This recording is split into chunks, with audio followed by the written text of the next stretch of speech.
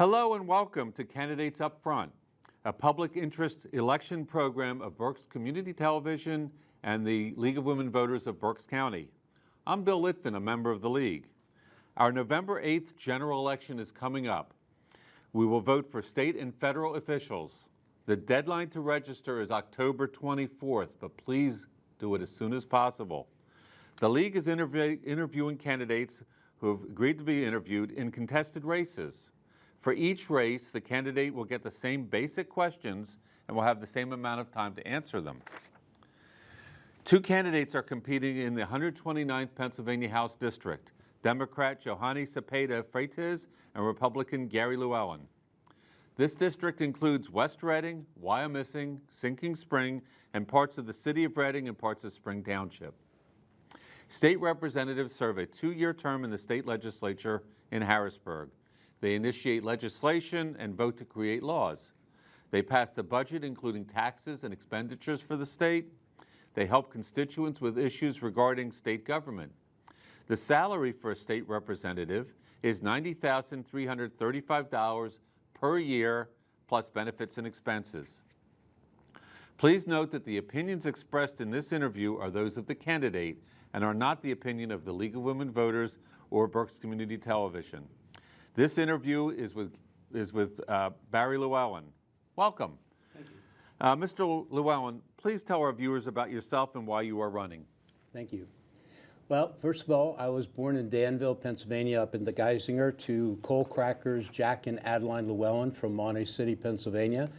They moved here right after I was born to set up our roots in West Reading. My dad is a Korean War vet, and he worked as a steel worker at Dana Corporation for 44 years. My mom was a stay-at-home mom. She worked at Boscov's as a shoe saleswoman, and she worked the switchboard at Boscov's and John Wanamaker's. But the area that I grew up in was West Reading. As a child in West Reading, I went to Sacred Heart Grade School.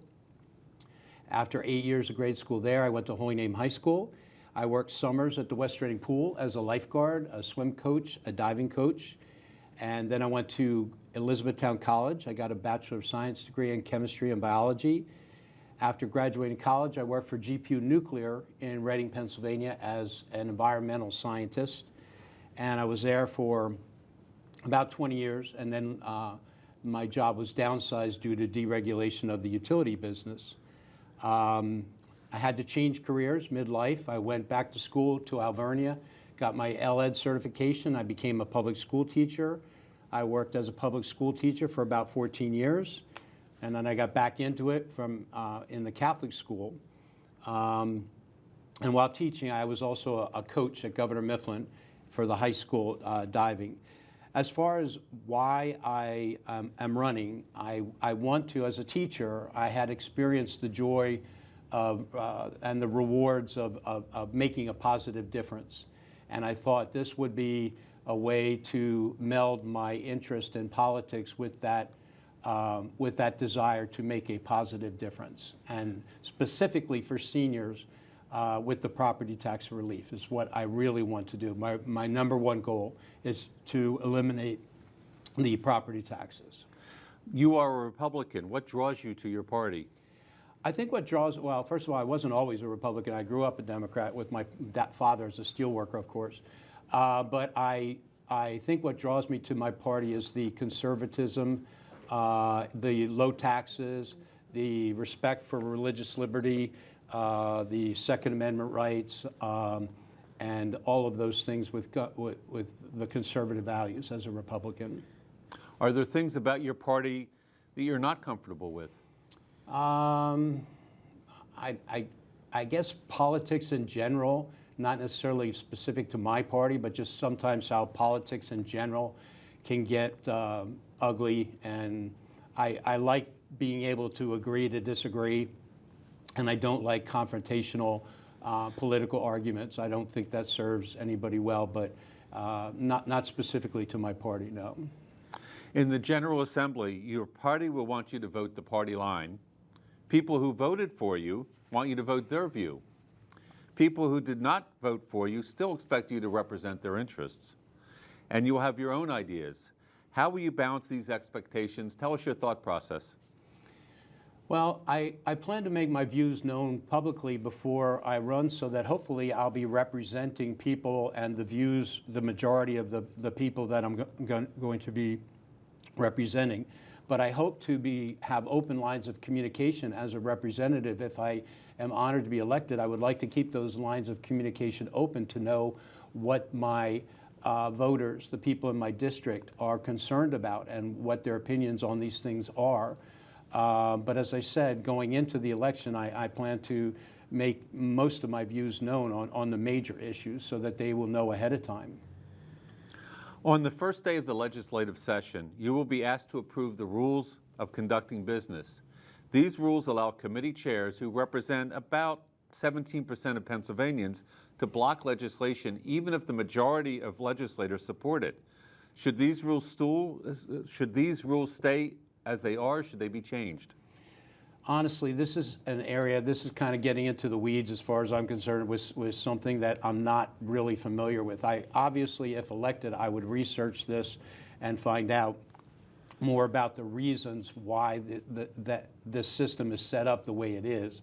And then I could probably offer an opinion on that at a later date. But as of now, this is something I'm not that familiar with. Okay, maybe you can put something on your I could be happy to campaign. My website, website. Barry129.com, yep. Okay, and we'll reference it on our vote411.org so people can go to our website and find your website and your thoughts on it. Yes.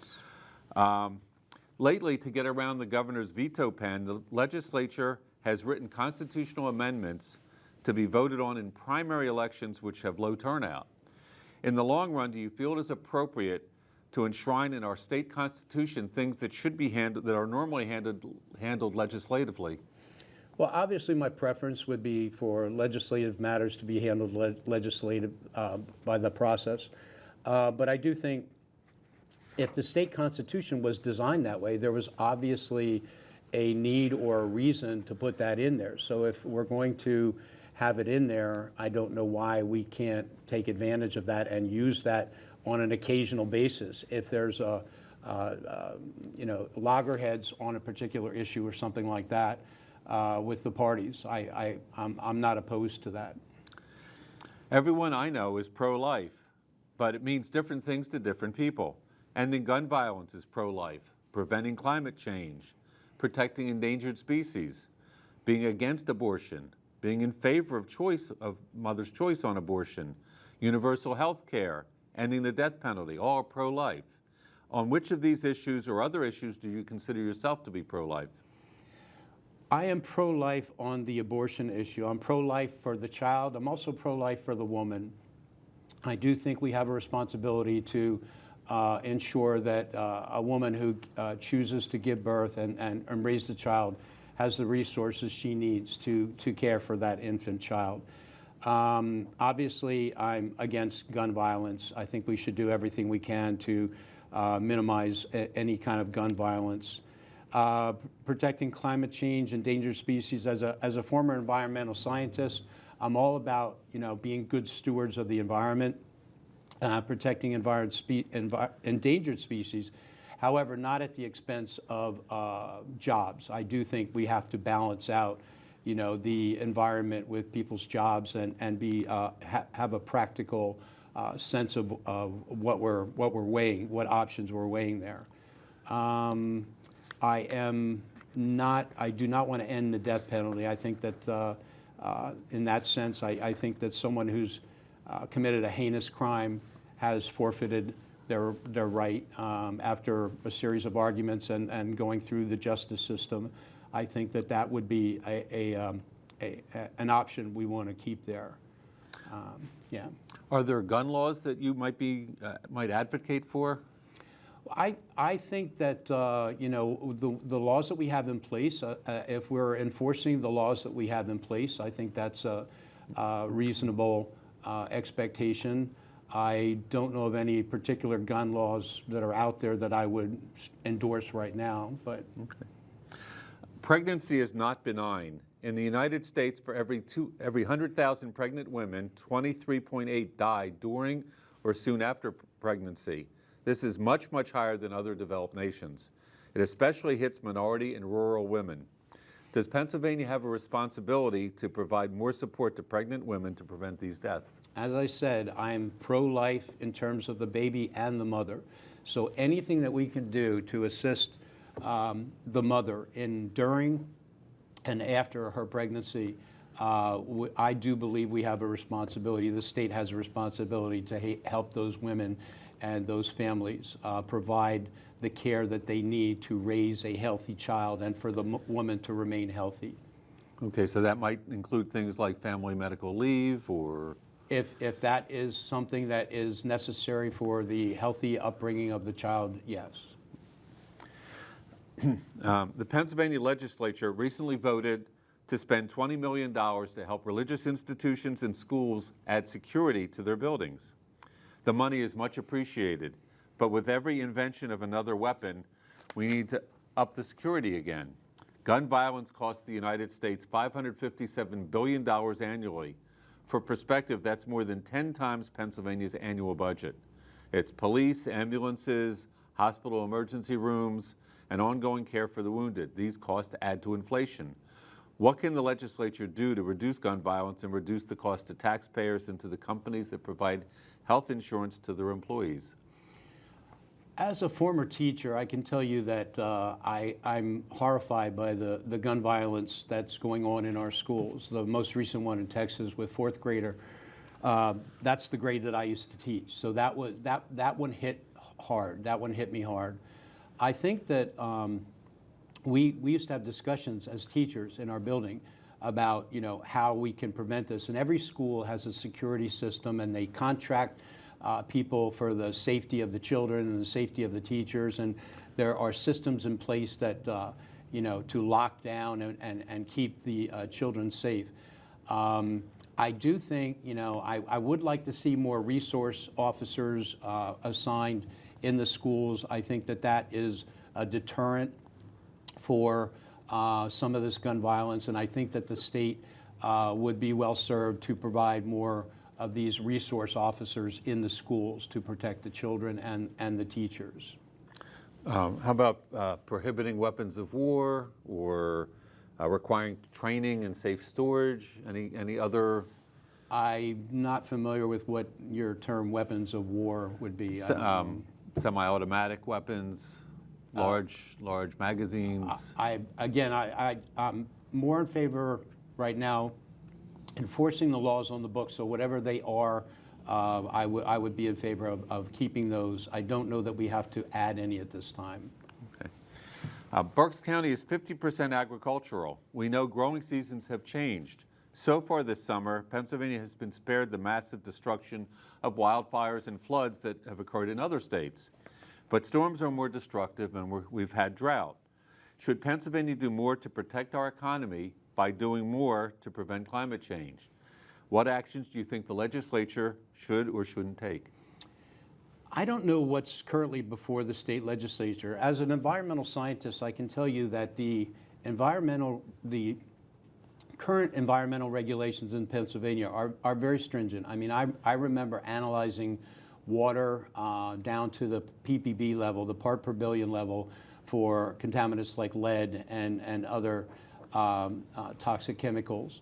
I think that, as I said, I do believe in being good stewards of the environment, but I don't know that we can do too much at the state level right now to change the climate. I think that we have an obligation to protect the environment and to keep it clean, but I'm not sure what these broad actions would be as far as preventing climate change. I'm not sure that's within our ability to do right now.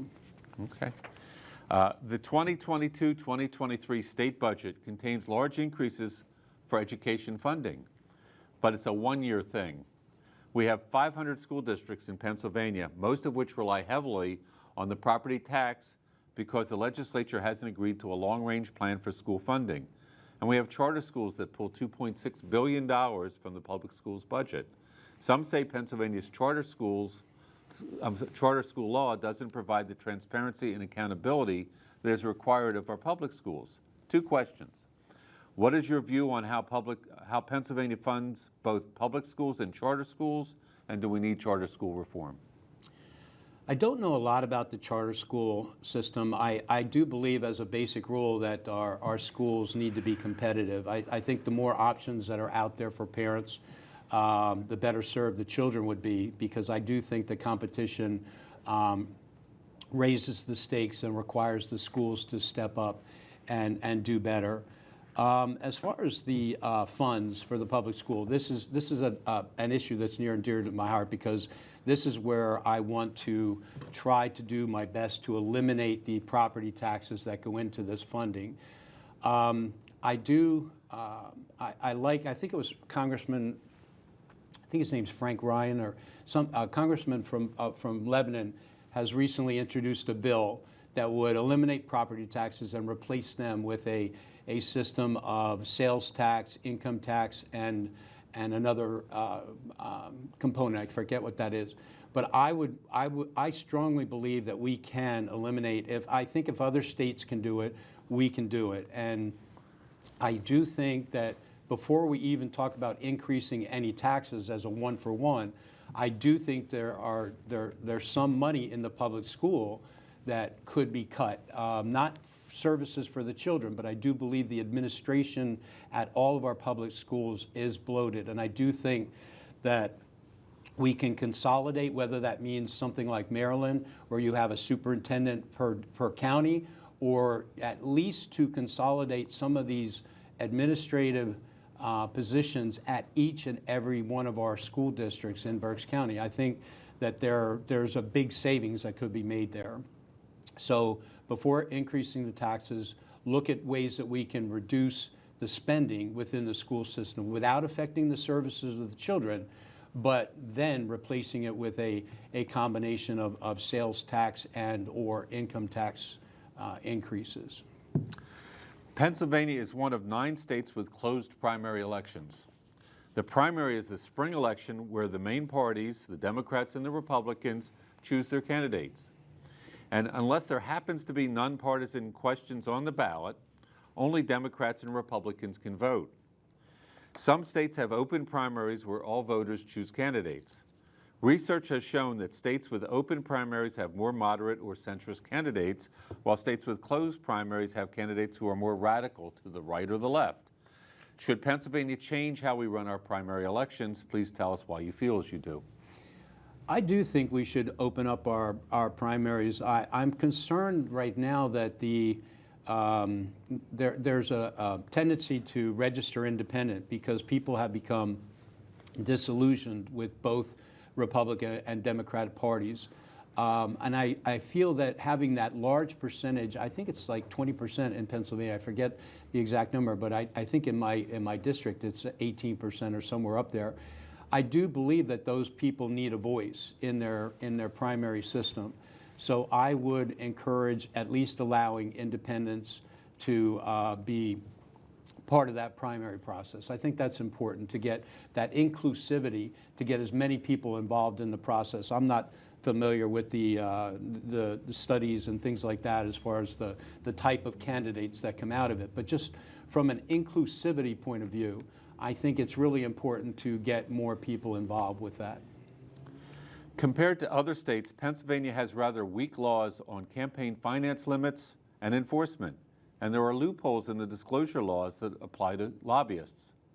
And lawmakers aren't banned from taking gifts. Do you feel these laws need to be strengthened, or are Pennsylvania laws fine for Pennsylvania? I did not know that lawmakers aren't banned from taking gifts in Pennsylvania. I do know there's a congressional ban on them, but I thought Pennsylvania had something similar. So that's news to me. So if that's the case, if they're not banned from taking gifts, they should be.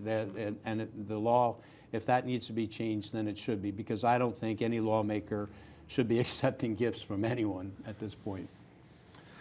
Pennsylvania's election law is out of date. In the past 3 years, there have been hastily made legislative changes that didn't work out the way some legislators thought they would. We've had disagreements and court cases on how these hastily written laws should be interpreted. We've lost election officials because the job became so stressful due to constant change. Certainly, there's a more reasonable way to bring our election code up to date. What kind of changes, if any, would you like to see in our election code? Well, first of all, I'm not an expert on this topic, but I do believe that we need election integrity. I think that way too many people have been disillusioned with the election process because of some of the changes that have been made. I think if there's a law on the books that requires us to conduct an election in a certain way, we should be following that law, and we shouldn't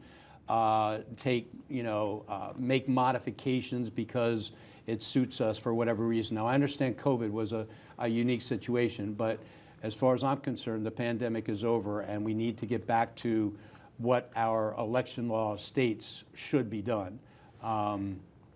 So again, I'm not an expert, but I would like to at least follow the laws that are written right now.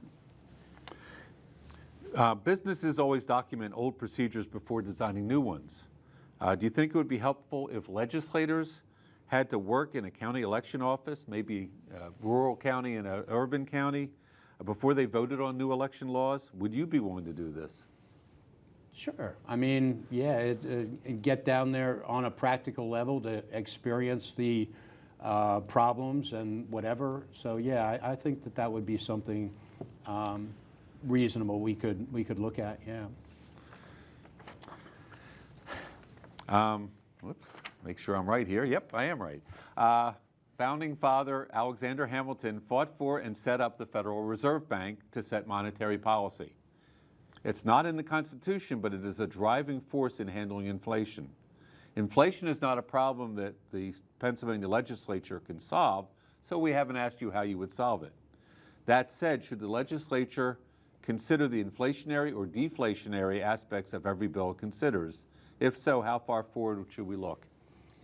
Well, first of all, I think that there are some things that we can do to help fight the increasing costs. I would like to see the legislatures and/or the governor reduce the state gas tax and eliminate that. I think that would go a long way to helping consumers in this tough time right now. But as far as the inflationary and deflationary aspects and considering legislation with that, yeah, I think that's something that should be considered, especially when you have such a high rise in inflation like we've had recently. I think that needs to be part of the process, the consideration process. You have about 2 minutes left. Would you like to make a closing statement? Sure.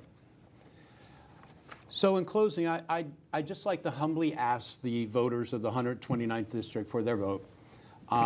If I'm so honored for this, to be voted for this position, I vow to represent all voters, Democrats, Republicans, Independents, whatever party, in a responsible and a dignified manner.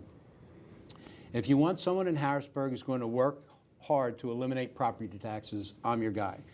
If you want a representative to remove unnecessary regulations and make Pennsylvania a more business-friendly state, I'm your guy. If you want someone who's going to rein in government spending, who's going to review every spending bill with the mindset that this is not the government's money, that this is your money, I'm your guy. And if you want a representative who believes in parents' rights with regard to your children's education, I'm your guy. If you want someone who's going to fund our police, focus on the rights of the victims of crime and rather than on the rights of the criminal, I'm your guy. And if you want someone who is not going to Harrisburg to make a career for himself, but rather to make a positive difference for others, I'm your guy. Thank you for giving me this opportunity. And again, thank you to the voters in District 129. I would greatly appreciate your vote on November 8th. Thank you, Mr. Llewellyn, for sharing your views with us. Viewers, please remember there is another candidate for the 129th Pennsylvania House, Johnny Cepeda Freytiz. You can see both interviews on BCTV's website or the YouTube page. To check your voting status, go to vote.pa.gov. That's vote.pa.gov. It's on your screen right now. You can register, change your party, locate your polling place, or apply for an absentee or mail-in ballot. The deadline to register is October 24th, but do it as soon as you can. The deadline to apply for a mail-in ballot is November 1st. Again, do it as soon as you can. Then check the League's online voters guide, vote411.org, to confirm your new voting district and to get more information on the candidates. Or contact the Berks County Election Services, elections@countyofberks.com, still up on your screen. Or call 610-478-6490. Thank you for watching Candidates Up Front. I'm Bill Litvin. Good day.